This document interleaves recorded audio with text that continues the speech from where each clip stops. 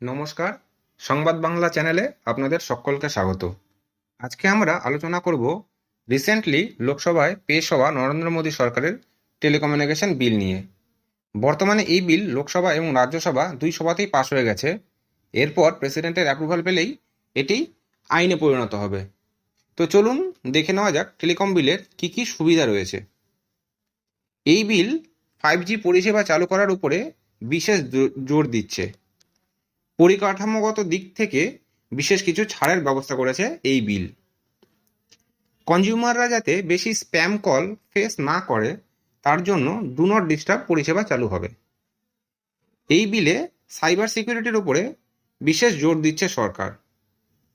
এই বিল আইনে পরিণত হলে টেলিকম কোম্পানিগুলোকে একটি গ্রিভ্যান্স সেল তৈরি করতে হবে। মানে আপনার যদি কোনো সমস্যা হয় পরিষেবা নিয়ে, তাহলে আপনি অভিযোগ দায়ের করতে পারবেন গ্রিভান্স সেলে, এবং এই গ্রিভান্স সেল সেটি সলভ করতে বাধ্য। ভুয়ো সিম যেসব দোকানদারগুলো বিক্রি করছিল তাদের জন্য এবার খুব কড়া নিয়ম আসতে চলেছে।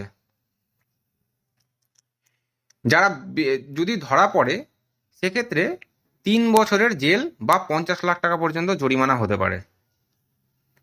ওটিটি প্ল্যাটফর্ম যেমন অ্যামাজন প্রাইম, নেটফ্লিক্স, তারপর হোয়াটসঅ্যাপ, টেলিগ্রাম, এদেরকে আগে টেলিকম রেগুলেশন মেনে চলতে হতো।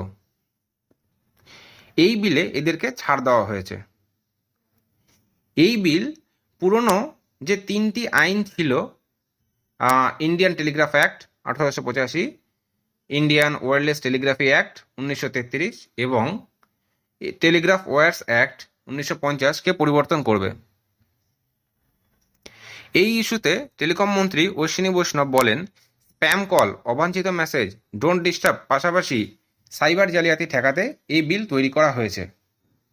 তো এই ছিল আমাদের টেলিকমিউনিকেশন বিলের উপরে একটা সংক্ষিপ্ত আলোচনা। এই বিল সংক্রান্ত আপনাদের মতামত আপনারা কমেন্টের মাধ্যমে আমাদের জানাতে পারেন। ধন্যবাদ সবাইকে।